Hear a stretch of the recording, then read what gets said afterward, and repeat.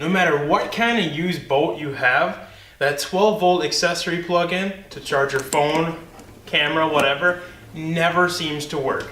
If it's 5 to 10 years old, it just doesn't work. And everybody writes it off like they don't even have one anymore and never takes the time to fix it because they think it's going to be some difficult task that you have to be an electrician to do.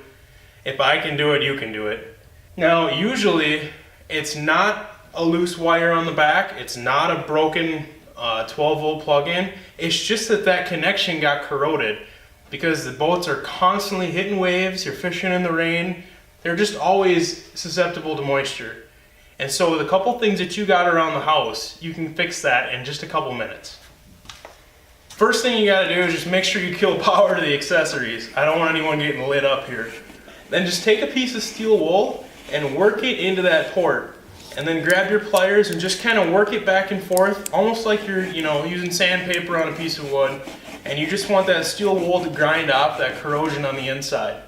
Now check your port and see if it charges your phone now. If it doesn't, and there's still a lot of junk on that connection, then just grab a little bit of baking soda, sprinkle it in a tiny bit of water, and dab the tip of that steel wool in there. You don't need much at all.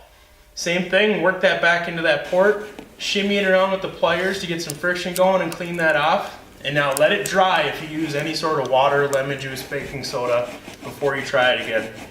But once it's dry and you add power back on, check and I bet you it'll work this time. That's just a little tip. It'll take a few minutes of your time. And now if you ever need extra juice for your phone in an emergency or you use it for mapping, you got it at your fingertips.